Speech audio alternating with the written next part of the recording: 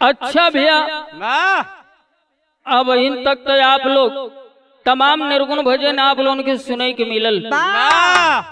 आप लोगों के तमाम फरमाइश के ऊपर एक पीर रस के बिरहा जात हो।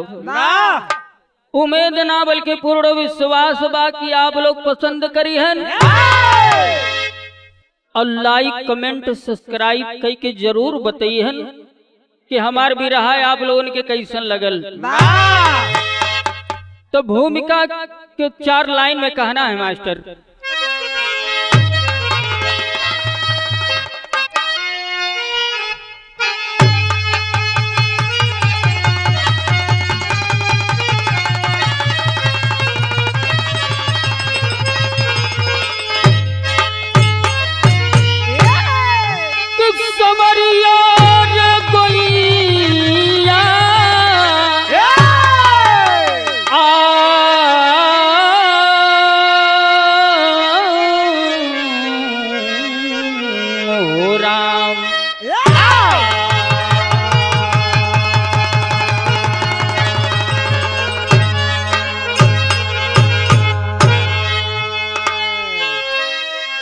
बिरहा में भूमिका के लाइन बा।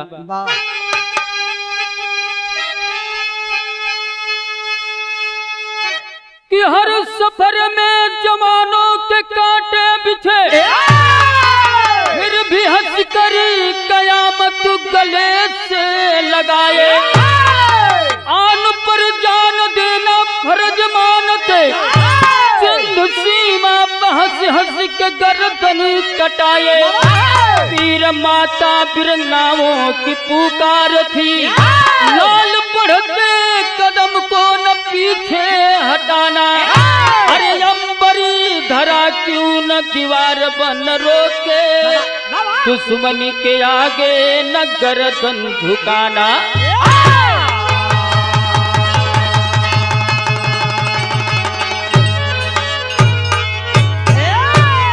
वाह, यही बिरहा में गजल लगल है मास्टर, लेकिन गजल से बढ़िया गीत का लाइन है।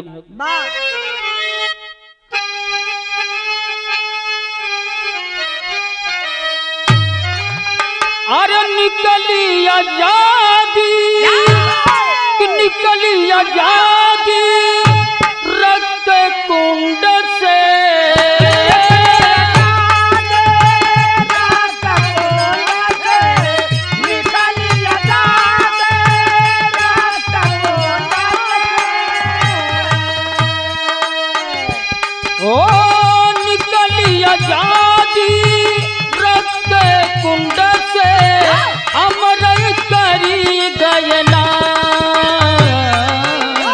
हंस के जवान हुए, हंस के जवान हुए, फांसी पर कुर्बान।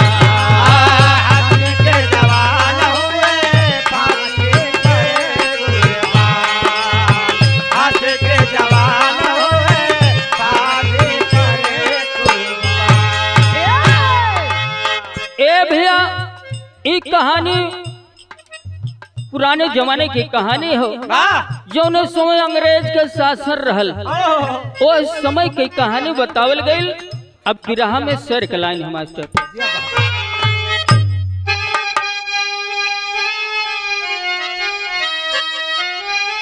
कि पंजाब प्रांत छावनी अंबाला का,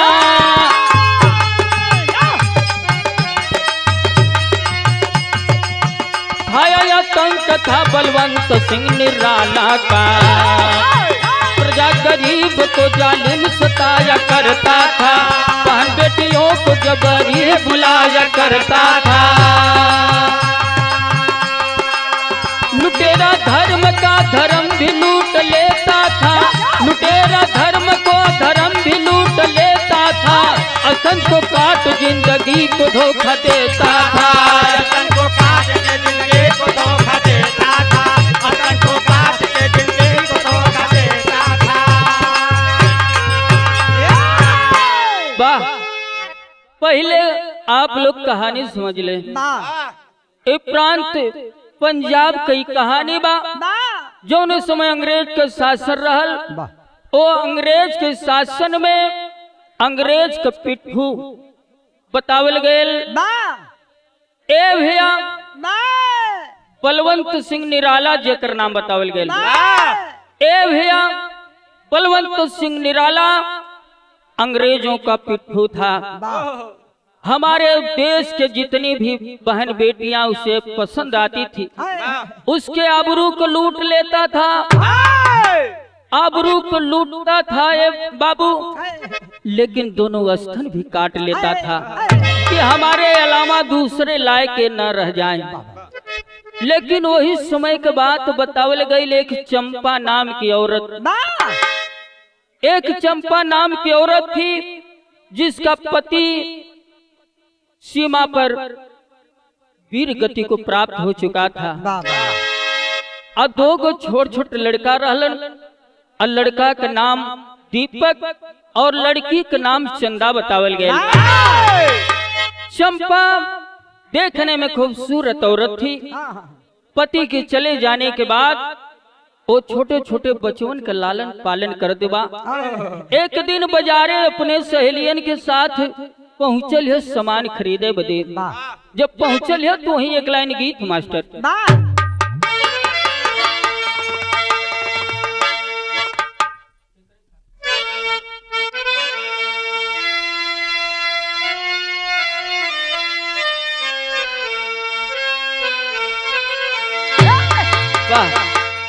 तू है गीत कि के कर खाती कारी देवरू,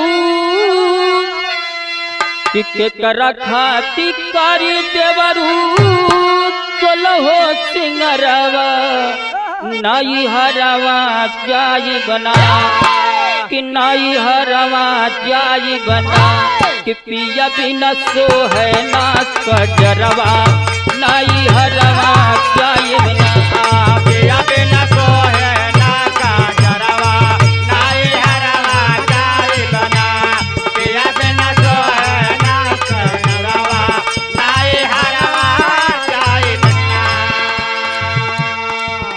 ओ के कर खाती कारब देवरू, सोलह हो सिंगरवा नाई हरवा जाई बना, ओ नई हरवा जाई बना, कि पिया बिना सोहे ना कजरवा नाई हरवा जाई बना, पिया बिना सोहे ना कजरवा नाई हरवा जाई बना, पिया बिना सोहे ना कजरवा नाई हरवा जाई बना।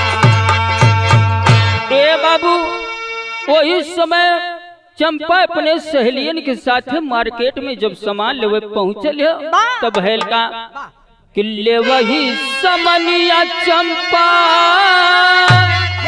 किले वही समनिया चंपा चलल बजरिया, हो की पड़ी हो गई लीना, कि हो की पड़ी हो गई लीना, ये कसी पाही के नजरिया, हो की पड़ी हो गई लीना, ये कसी पाही का नजरिया, हो की पड़ी हो गई लीना, ये कसी पाही का नजरिया, हो की पड़ी हो गई लीना।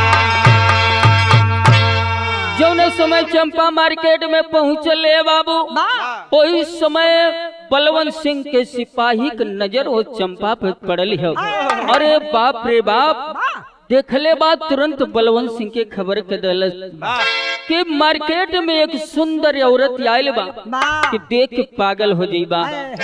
बलवंत सिंह ने अपने सिपाहियों से उठवा लिया, अपने मकान पर लेकर के पहुंचा है। ए बाबू आबरू तो लूट लिया, आबरू लूट लिया पापी। जौने समय तलवरिया निकले हो स्तन काटे खातिर, वही समय चंपा हाथ जोड़त थे, रो रो के विनती करते, साहब इज्जत लूट लेला ही कैला, लेकिन हमारे स्तन मत काटा। हमारे दो को छोट छोट लड़का हवन, यह स्तन उन्ने के सहारा बा, यह दूध पियाई के उन्ने के जीवन यापन करत है। लेकिन ये बाबू पापी मानल ना, तलवार निकाल करके स्तन काट लेलस। खून से लथपथ चंपा रोवत थी, लेकिन अंतरा में कहलन का मास्टर चंपा एगो बात कहथिन का कहले, अरे स्तन के छोड़ा पापी काटा कहर दानावा, स्तन को काटा पापी छोड़ा कहर दानावा, स्तन के काटा पापी काटा कहर दानावा। ओ नाही लेकिन महनई पापी कटलई अस्थानावा, लेकिन नाही मान पापी कटलई अस्थानावा, लेकिन नाही मनल पापी कटलई अस्थानावा। ओ खूंडवा में लथपथ भैली चंपक शरीरिया, हो न पड़ी हो गईली ना, हो की पड़ी हो गईली ना, एक सिपाही के नजरिया, हो की पड़ी हो गईली ना, एक सिपाही पर नजरिया, हो के पड़ी हो गईली ना, एक सिपाही पर नजरिया, हो के पड़ी हो गईली ना। ए भैया चंपा रो रो करके दोहाई देत बा, लेकिन पापी स्तन काट लेलस। खून से लथपथ शरीर बा। चंपा वहां से रोती हुई चल रहलस, अपन स्तन अपने आंचल में छिपौले बा। आंचल में छिपाई के जब अपने घर में पहुंचल, दोनों चंदाई और दीपक दोनों लड़कियों के देखलस, अखिया से आंसू चलत हो। रोई के विदेशिया की लाइन में का कहलस मास्टर,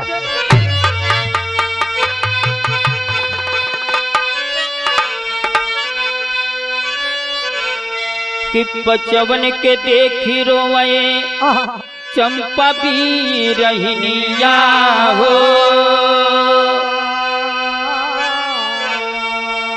कैसे तो है दूधावा पियई बइये बचावा।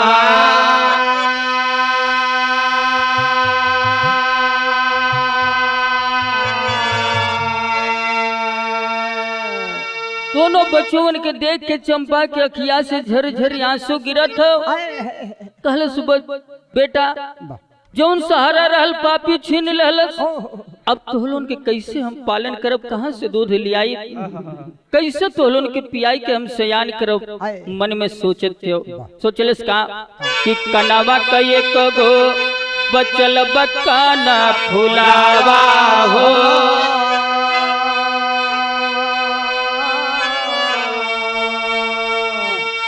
उहे बेची गई आली बइये बचावा।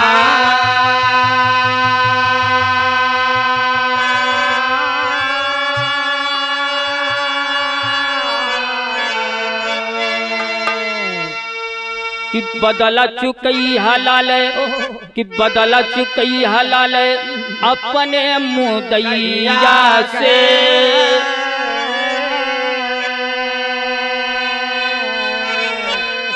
अरे तोहके पहलवानावा बनाई बइये बचावा।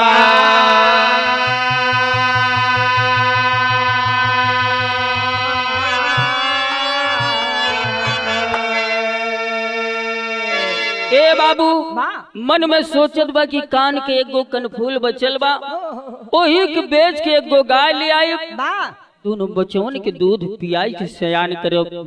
मन में सोचलस और ओइसन भी कैलस।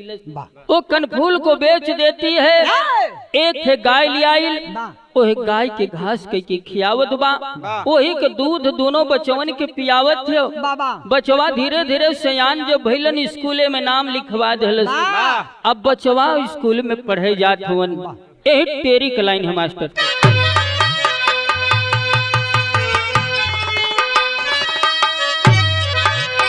कि हरे मोरे राम आशा की दुनिया सोती रह गई, कि हरे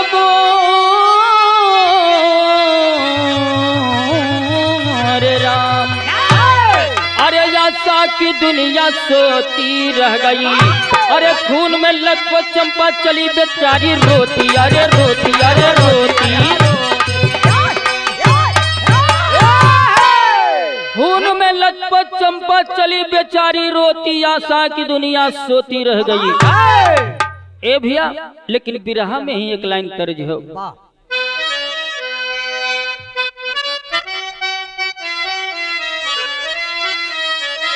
बाहर मास्टर बड़े पुराने गीत है, वह गीत है कि बक्सर जिला भोजपुर या रागे जागे पटना बताओ ड्राइवर बाबू। बक्सर जिला भोजपुर या रागे जागे पटना बताओ ड्राइवर बाबू के राया ले बक्सतना बताओ ड्राइवर बाबू।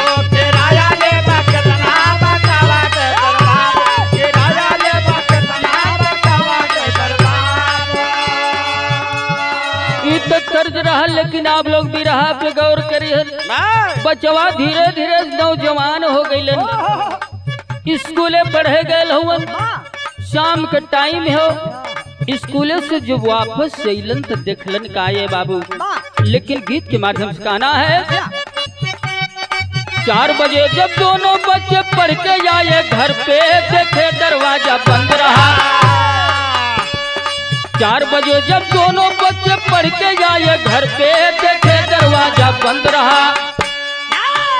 वो देखे दरवाजा बंद रहा, दीपक बोले चंदा से, देखे दरवाजा बंद रहा। दीपक बोला चंदा से, देखे दरवाजा बंद रहा। दीपक बोले चंदा से, देखे दरवाजा बंद रहा। दीपक बोला चंदा से, देखे दरवाजा बंद रहा। ए भैया, 4 बजे जब दोनों लड़का दीपक चंदा पढ़ के घरे वापस अलन, देखलन दरवाजा बंद बा। दीपक चंदा से कहलस बहन देखो दरवाजा क्यों बंद है, दरवाजा खोल के देखो। ए बाबू, चंदा जाय के दरवाजा खोल तब हेल का कि चंदा तुरंत देख खोल के केवाड़ी। चंदा तुरंत देख खोल के केवाड़ी। चंदा तुरंत देख खोल के केवाड़ी। करती स्नान घर में जननी उघारी। स्नान घर में जननी उघारी। करती स्नान घर में जननी उघारी। गिरी जमी पे चंदा बहिना, गिरी जमी पे चंदा बहिना। दीपक पहुंचा बढ़ के, देखा दरवाजा बंद रहा। दीपक बोला चंदा से, देखा दरवाजा बंद रहा। दीपक बोला चंदा से, देखे दरवाजा बंद रहा। दीपक बोला चंदा से, देखे दरवाजा बंद रहा। ए बाबू, दीपक चंदा के कहलस बहन दरवाजा खोल के देखा दरवाजा कहे बंद बा। दरवाजा उठवावल बा। चंदा गइल दरवाजा जैसे ही खुलस, घरवा में माई स्नान करत हो, कपड़वा ऊपरा से उतरले हो। दोनों स्तनवा चंदा की अखिया के समनवा जब पड़ल, चंदा अवाक हो गई के अरे क्यों ने माई के स्थन ना बा। ओ माई हमने के दूध कैसे पियोले हुई, मन में सोचत हो। गश्ती आई गई, जवनिया पे गिर गई। दीपक दौड़ के पहुंचल बा, उठौलस बहन चंदा क्या हो गया बहन। ए बाबू उठी है, होश में आती है, खाली भैया जौन माई के दोनों स्थन ना बा, ओ माई हमने के दूध कैसे पियौलस, कैसे हमने के सेवा कैलस, सेवा कई के कैसे नौजवान बनौलस। चंदा दीपक कहलस बहन कौन सी बात है। कहले कि माई का स्थनवा दोनों कटल हो भैया। दीपक इतना बतिया सुन ले, दोनों लड़का रोवत माई के पास पहुंचलन। और जब माई के पास पहुंचल हुवन, ते ही एक लाइन गीत है मास्टर।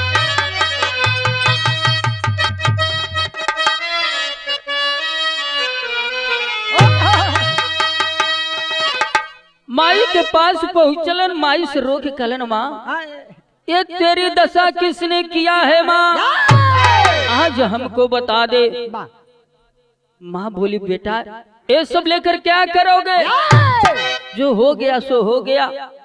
कल की ना माँ आपको बताना पड़ेगा।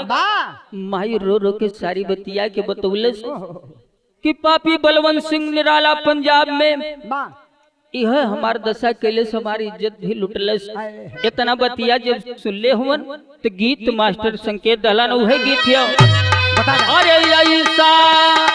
अरे ऐसा गजब जनी ढाला बोलम जब चैबा पित सवा हो।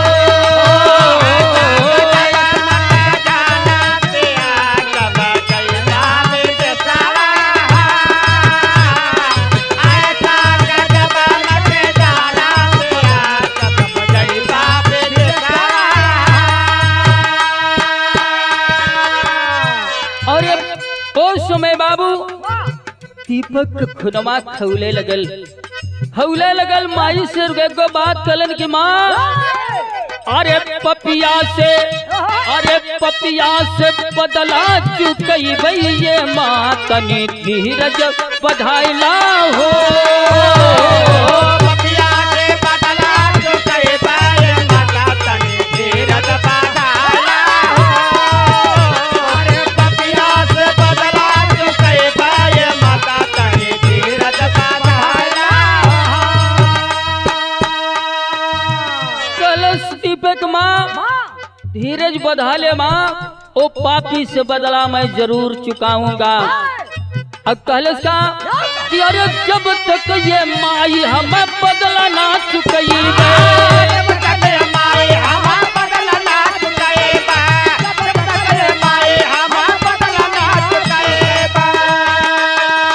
अरे गंगा के सुगंध नाही मुहवा देखइबा।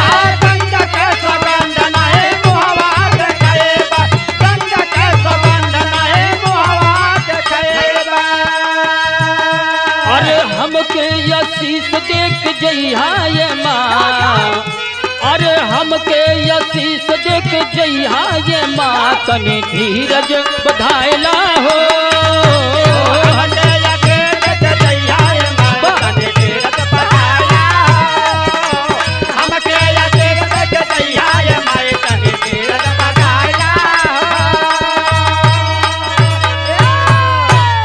दीपक कलश माँ गंगा माँ की सौगंध है, जब तक उस पापियों से बदला नहीं चुकाऊंगा अपना चेहरा तुम्हें नहीं दिखाऊंगा।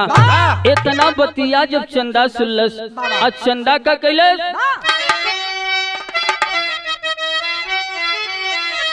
अरे दीपक से बोली चंदा पोछी के यसिया।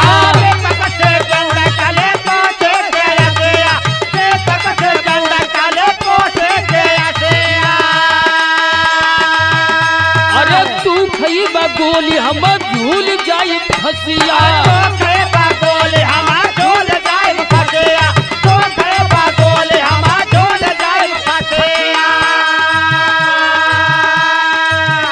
अरे चंबल में एक संग रहबे फिरन तनी धीरज बधाइला हो। चंबल में एक संग रहबे फिरन तनी धीरज बधाइला हो।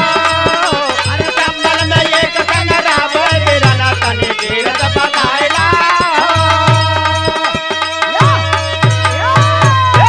ए भैया चंदा या उठल बा अपन एसिया पोछ के कहलस भैया हम भी चलेंगे माँ का बदला चुकाने के लिए। अगर आप गोली खैबा तो हम फांसी झूल जाब, लेकिन आपके साथ हम भी चलेंगे उस चंबल में। ए बाबू चंबल के शरण में चल दहलन, पहपट का लाइन लगल।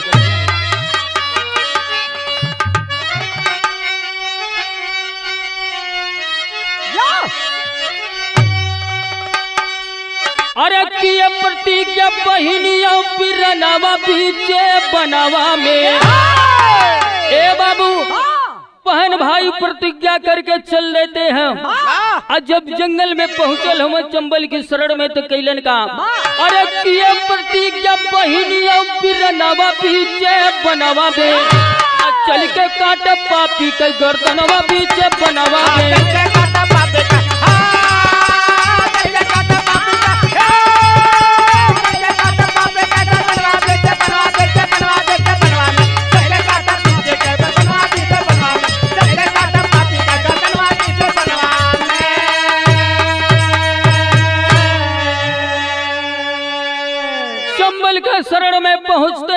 प्रतिज्ञा करते हैं कि पापी के चल करके गर्दन जब तक काटेंगे नहीं तब तक चैन नहीं मिलेगा। अब कैलन का अरे माँ के अपमान के जबले बदला ना चुकाई हो, अब सौगंध माँ के दूध के अपन चेहरा ना दिखाई हो। अरे ये तो न कही के करी चले या लनवा बीचे बनवा में, अरे ये तो न कही के करी चले या लनवा बीचे बनवा में, और ये तो न कही के चर चले या लनवा बीचे बनवा में।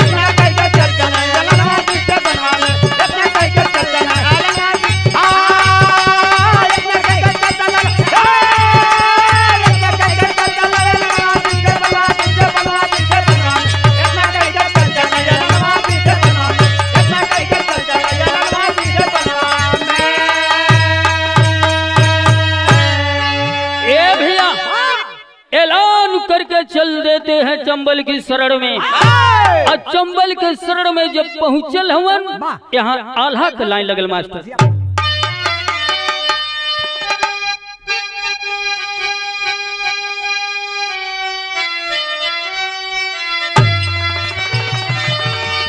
और बनवा का जोगी भैले कि बनवा का जोगी भैले बहिनी यो बिरनवा बाबू, बनवा का जोगी भैला बहिनी ओ,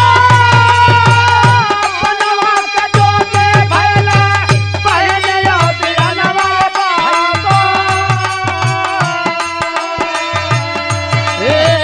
चंबल के सरारिया में पहुँचल जा, चंबल के सरारिया में पहुँचल जा, चंबल के सरारिया में पहुँचल जा। ओ मान सिंह टोलिया में शामिल हो गई बाबू, मानसी के टोलिया में शामिल हो, मानसी के टोलिया में शामिल हो गई बाबा। धीरे धीरे देहलती नसलिया रे बिताए, धीरे धीरे ध्याना तेरा सलिया हो जीता, धीरे धीरे ध्याना तेरा सलिया हो जीता। ओ छाप पड़ गई बाला छमनी पे बाबू, चापा पड़ गए नायामा बाला था, ओ चापा पड़ गए नायामा बाला छवाने बड़ा भैया। ओ तेई संग रे जावा के दिहल मुआए, तेईसिया नरे जावा के देहाल मुआ, तेईसिया नरे जावा के देहाल मुआ। पीछे वाली खिड़की को खोल दिया पपिया बाबू, पीछे वाले खेड़ा के को खोल दी, ओ पीछे वाले खेड़ा के को खोल दिया पतिया बाबू। ओ चेतना जवान सब गई हो घेरा, तने जवान साबा गइले हो घेरा, तने जवान साबा गइले हो घेरा। अरे तेरा नौजवानमा, अरे तेरा नौजवानमा गिरफ्तार हो गई कि तेरा नौजवानमा अरे गिरफ्तार हो गई। जजिया फांसी का डरवा सुनाए बाबू, जजिया फांसी गया डरवा सुना, अरे जजिया फांसी गया डरवा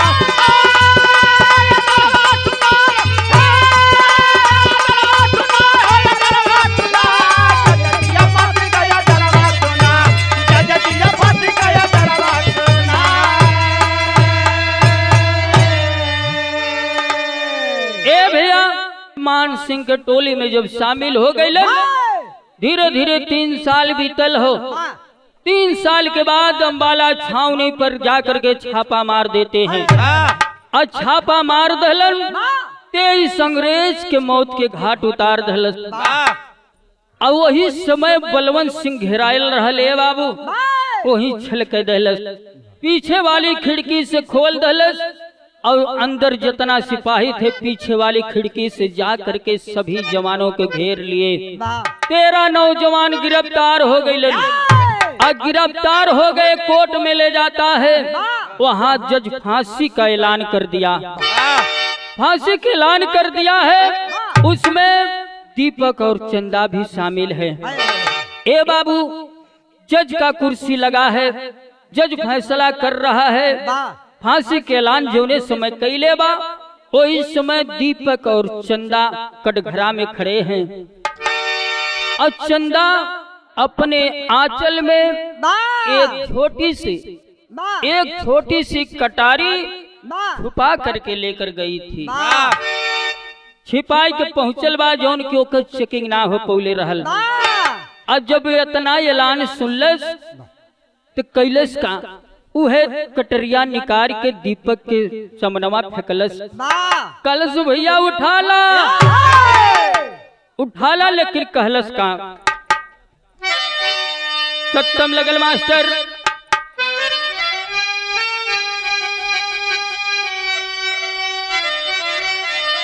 अरे अब जना दरिया लगावा हमारे पीरना हो माता जी का बदला। अरे अब जना दरिया अरे लगावा हमारे पीरना हो माता जी का बदला। अब चुकावा हमारे पीरना हो माता जी का बदला। चुकावा हमारे पीरना हो माता जी का बदला। चुकावा हमारे पीरना हो।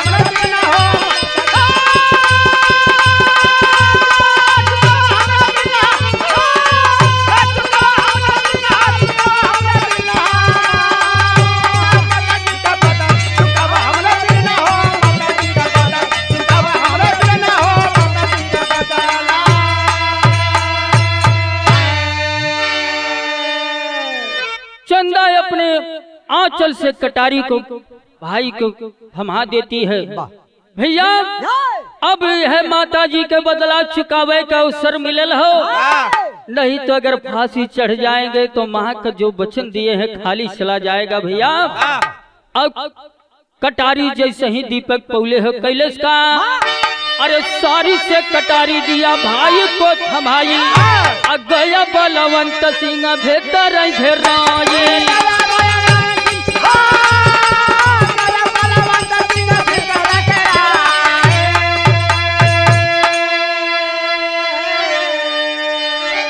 अरे जब दोनों बहिया लगावा हमारे पीरना हो माता जी का बदला। अब चुकावा हमारे पीरना हो माता जी का बदला।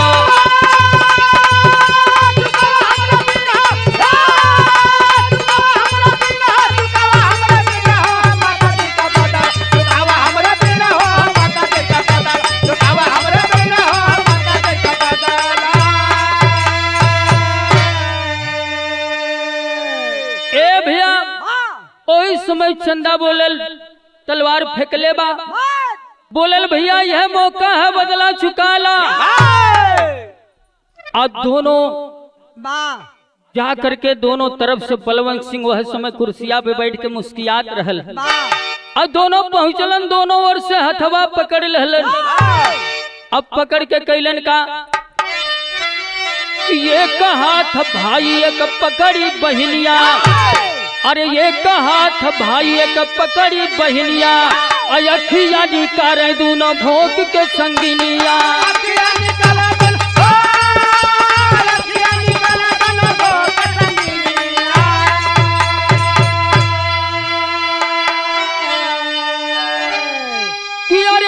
दोनों बहिया लगावा हमारे पीरना हो माता जी का बदला। अब चुकावा हमारे पीरना हो माता जी का बदला।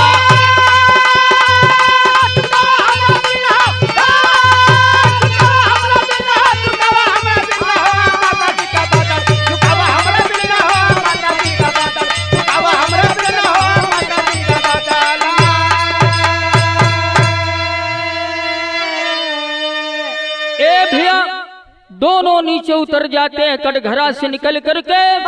बलवंत सिंह के एक हाथ भाई एक हाथ बहन पकड़ती है। चंदा कालस भैया पहले एकर दोनों आंख निकारला, जौने आंखी से माई के चेहरा देखल, अब दोनों आंख निकाल लेलन। कलश भैया एकर दोनों हाथ काटला, जौने हाथे से माई के बदन छुअलस। दोनों हाथ को काट लिए ये बाबू, काट करके दोनों वहां से फरार हो जाते हैं। अब फरार होकर पहुंचलन चंबल के शरण में। तो भैल का अरे चंबल में आके दोनों शर्त पूरा कैलन, कि चंबल में आके दोनों शर्त पूरा कैलन। और चंदा भय कुर्बान दीपक गर्दन या लगावला, चंदा भय कुर्बान दीपक गर्दन या लगावला, चंदा भय कुर्बान दीपक गर्दन या लगावला। अरे माँ के सामने गर्दन या लगई है हमारे पीरा ना हो माता जी का बदला। अब चुकैया हमारे पीरा ना हो माता जी का बदला।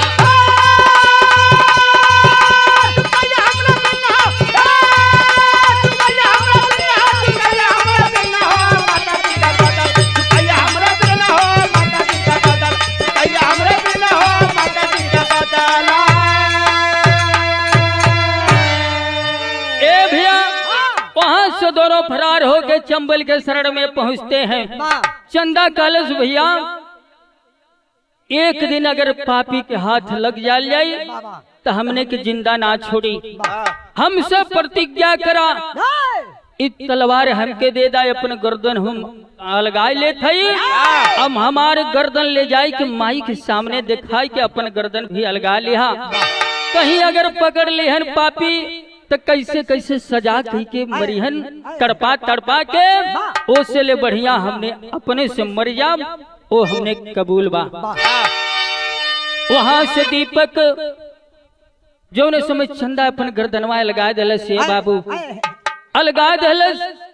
दीपक गर्दन को उठाता है, एक कपड़े में लपेट करके गर्दन लेकर के आधी रात माँ के पास पहुंचता है।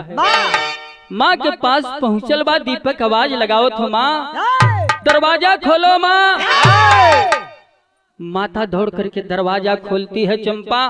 और दरवाजा जब खोलस कहलस, बेटा दीपक तुम आ गए बेटा, तुम तो आ गए, तुम्हारी बहन कहाँ है बेटा? लेकिन ये बाबू वह कपड़वा खोल के गर्दनवा देखौले बा। अब माई जो ने सुमत देखलस, माई के करेजवा टूट गेल। आवाज देती है, अरे दुष्ट तूने क्या किया? अपने बहन के मार करके आ गया मेरे सामने। यह तना बतिया माई के सुल्लत दीपक अपन गर्दनवा वहीं अलगा धले से बाबू। कलश की माँ तुम्हारी शर्त पूरा करके आ गया हूँ, ये आखिरी विदाई हमें दे दे, आशीर्वाद देना। कई के अपन गर्दनवा काट दे। लेकिन आखिरी लाइन में कहना है कि गुरु बिहारी गुरुपत्तू जी हुए स्वर्ग के वासी। अब कथन करे परदेसी साधु राम दुलार बसे नगरिया काशी। की आशा की दुनिया सोती रह गई, की आशा की दुनिया सोती रह गई। अरे परदेसी राम हित के पूरा हुई निराशा, आशा की दुनिया सोती रह गई।